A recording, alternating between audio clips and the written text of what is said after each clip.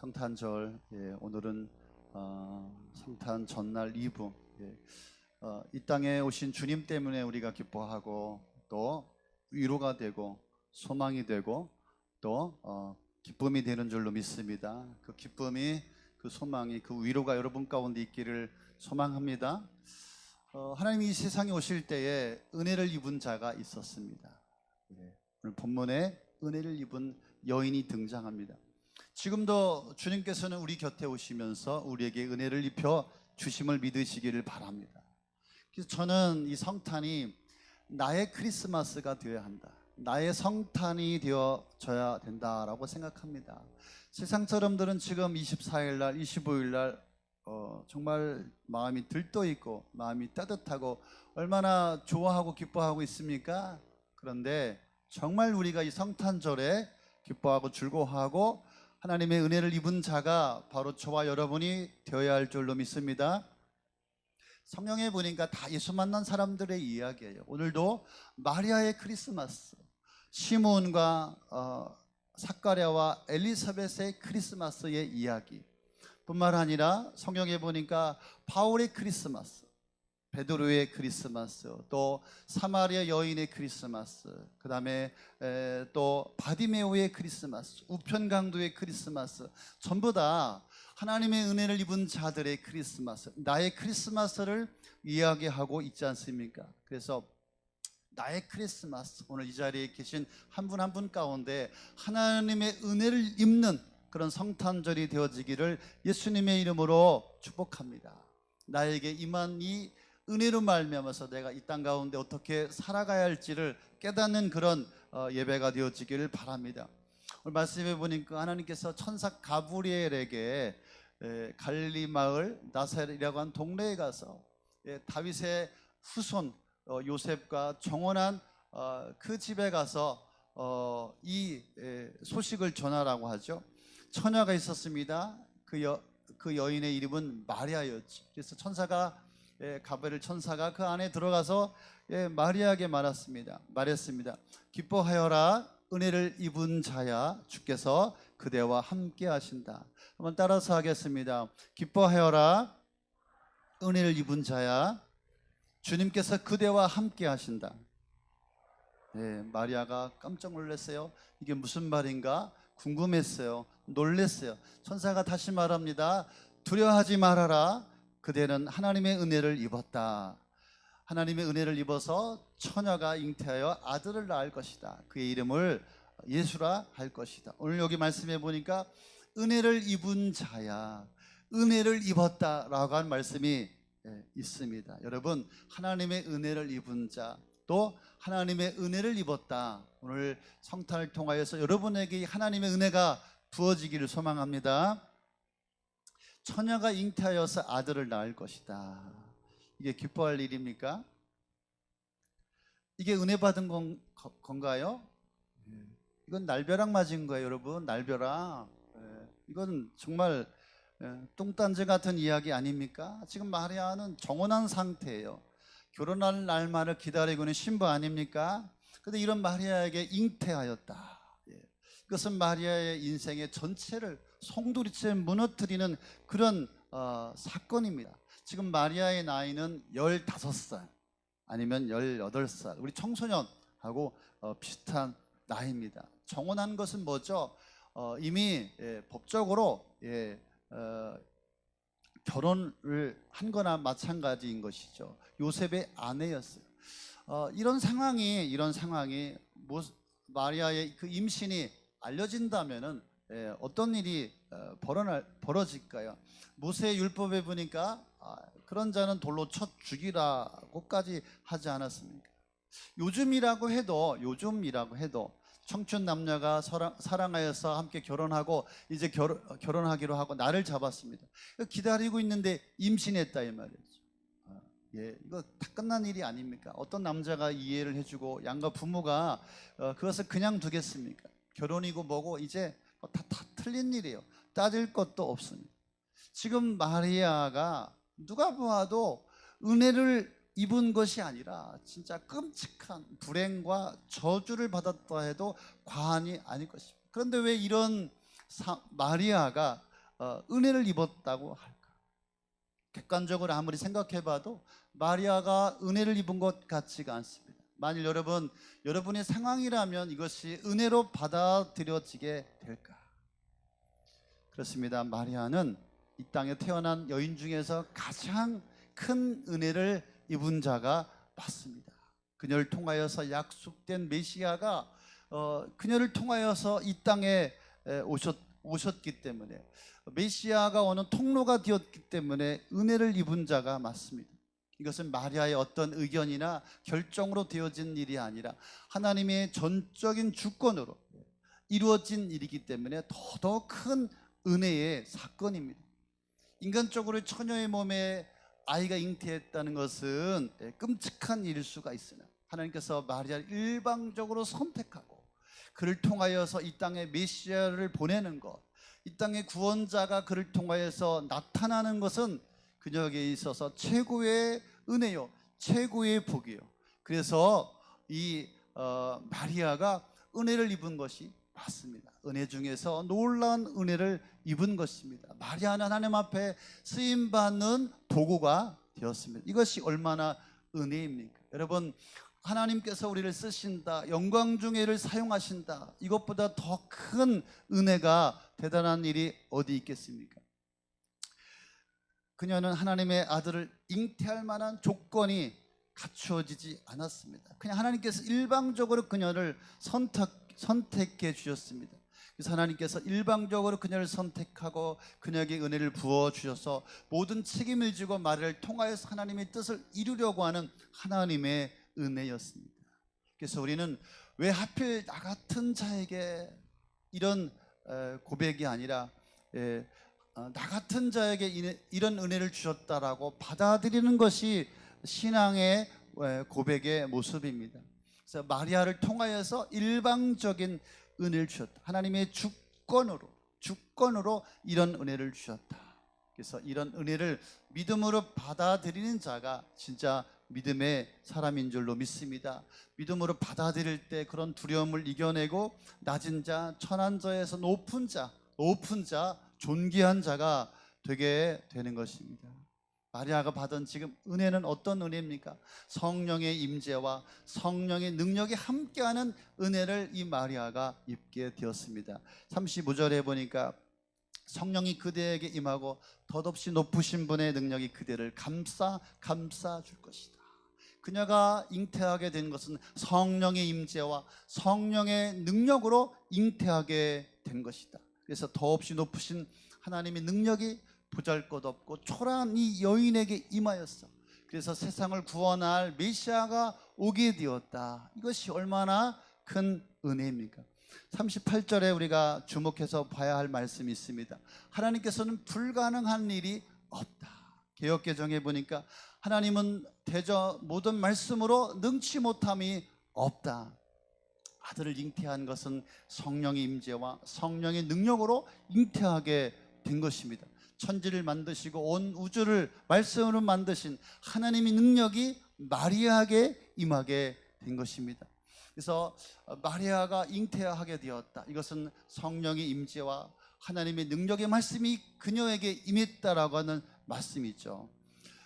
요한복음 1장 1절에 보니까 태초에 말씀이 계시니라. 이 말씀이 하나님과 함께 계셨으니 이 말씀은 곧 하나님이시라. 이 말씀은 예수님이에요.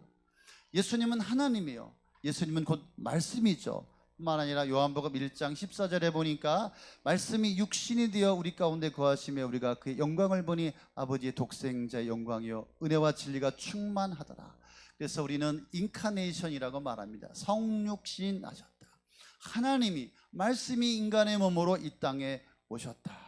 여러분, 말씀으로 세상을 창조하신 하나님이 이 여인의 몸에 이 말씀으로 생명을 잉태하여서 생명을 낳게 하시는 줄로 믿습니다. 이 일은 식은 죽 먹기나 마찬가지. 성령의 임재와 성령의 능력으로, 말씀의 능력으로 여인의 몸에 생명을 심는 것은 아무것도 아니다, 이 말이죠. 이렇게 마리아는 성령의 임재와 성령의 능력을 경험하는 은혜를 입게 되었습니다. 하지만 이 마리아 받아들일 수도 믿을 수도 없어요. 큰 충격이었어요. 하지만 천사를 통하여서 너의 친척 사가랴 일을 알지 못하느냐? 벌써 임신을 하지 못하다가 임신한 지 6개월이나 되었다. 그래서 이 마리아는 하나님께서 하시는 일로 믿고 깨닫고 순종하기로 결단합니다. 마리아의 고백을 보겠습니다. 38절에 보니까 마리아가 말하였다. 보십시오, 나는 주의 여종입니다. 당신의 말씀대로 나에게 이루어지기를 바랍니다. 나에게 임한 은혜를 받아들이는 것이 순종입니다.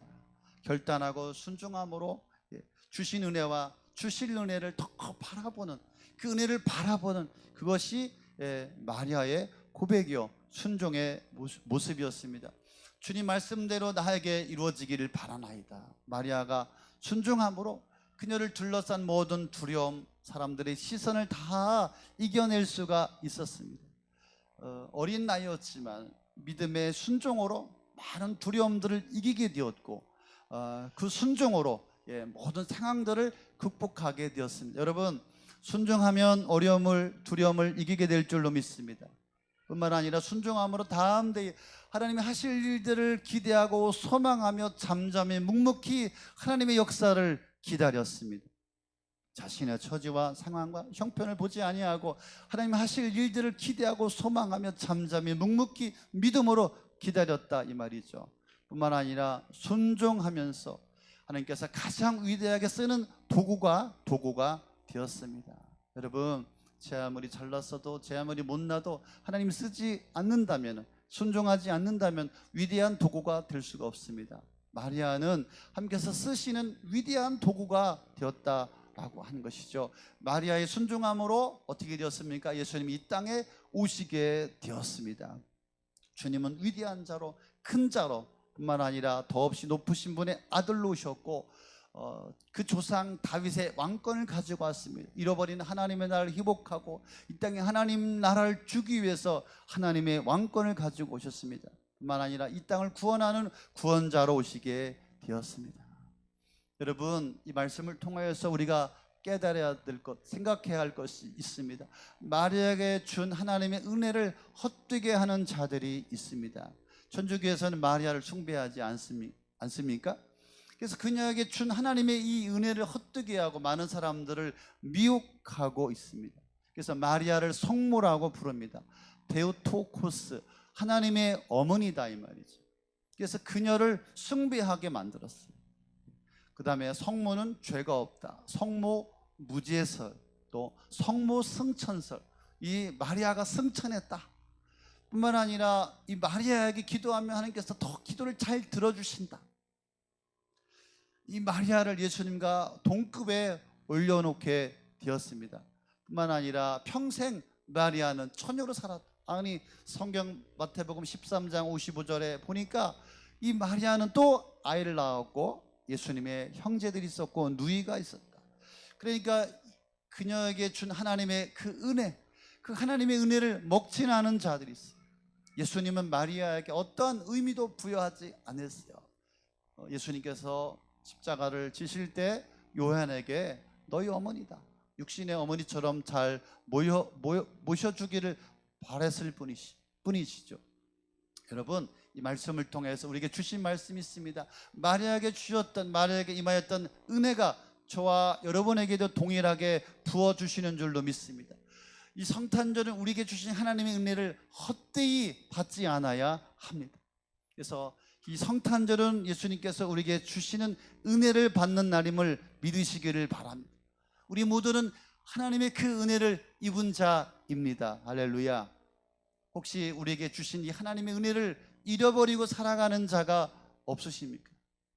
마리아가 그렇게 고백합니다. 보십시오, 나는 주님의 여종입니다. 당신의 말씀대로 나에게 이루어지기를 바랍니다. 그 은혜를 아는 자는 아멘으로 받아들이고 그 은혜를 누리며 살아가게 됩니다. 여러분, 예수님이 내게 은혜로 임하신 것을 믿습니까? 여러분의 인생 속에, 여러분의 삶 속에 찾아오신 주 예수 그리스도 말씀을 통하여, 성령을 통하여, 예배를 통하여 여러분 가운데 임하신 하나님의 은혜, 미천한 마리아에게 임하였던 이 하나님의 은혜, 오늘도 성령을 통하여, 말씀을 통하여 여러분에게 하나님의 은혜가 부어지심을 믿으시기를 바랍니다. 그래서 이 성탄절은 주님이 나에게 오신 은혜를 입는 날임을 고백할 수 있기를 바랍니다. 여러분, 예수님께서 나에게 주신 이 은혜를 체험하셨습니까? 마리아가 만난 주님의 은혜, 여러분에게도 이 은혜가 있으십니까? 그래서 나만의 은혜가 있어야 되는 거예요. 나만의 성탄절, 나만의 크리스마스. 우리 아이들 발표한다고 하니까 오셨습니까? 어떤 마음으로 오셨습니까? 그래서 이 성탄절을 통하여서 나에게 오신 크리스마스, 나에게 부어주신 은혜를 발견하는 여러분들 되시기를 바랍니다. 뿐만 아니라 예수님께서 나에게 주신 이 은혜로 나는 쓰임받고 있습니까? 마리아가 말씀대로 나에게 이루어지기를 바라나이다. 여러분, 하나님의 은혜를 입는 자는 하나님 앞에 쓰임받기를 원합니다. 하나님 앞에 사용되어지기를 바랍니다. 자격 없는 나에게 임하신 예수님, 이것은 전적인 은혜요, 놀라운 축복일 것입니다. 구원받을 자격도 없고 여건도 안 되는데도 불구하고 나에게 임하신 이 예수님, 이 성탄절, 이것은 전적인 은혜요, 놀라운 축복임을 여러분 믿으시기를 바랍니다. 이 은혜를 입은 자가 세상에서 제일 행복한 자요, 제일 기쁜 자요, 복된 자이심을 믿으시기를 예수님의 이름으로 축원합니다. 그래서 나에게 임한 이 예수님의 은혜를 나누고 증거하고 자랑하고 나타내는 자로 우리가 살아가야 할 줄로 믿습니다. 주님이 이 은혜가 임한 것은 부끄러운 일이 아닙니다. 창피한 일도 아닙니다. 부담이나 또 억눌림도 아닙니다.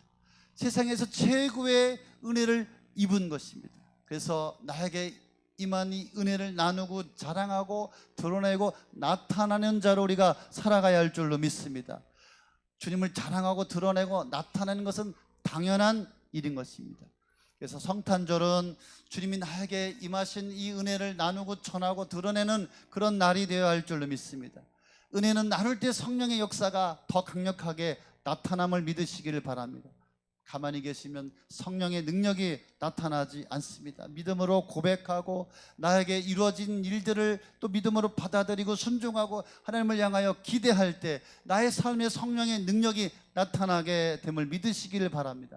주의 말씀은 능치 못함이 없습니다. 주의 말씀이 나에게 이루어지기를 바라나이다 라고 우리가 믿음으로 순종할 때 말씀의 기적의 역사가 나타나게 될 줄로 믿습니다. 다시 한번 말씀드립니다. 성탄절은 나에게 임한 하나님의 은혜를 나누고 자랑하고 나타내는 성탄절이 되어야 합니다. 나누고 자랑하고 나타내지 못한다는 말은 무슨 말이죠? 주의 은혜를 깨닫지 못했다는 거예요. 주의 은혜가 임하지 못했다고, 알지 못했다.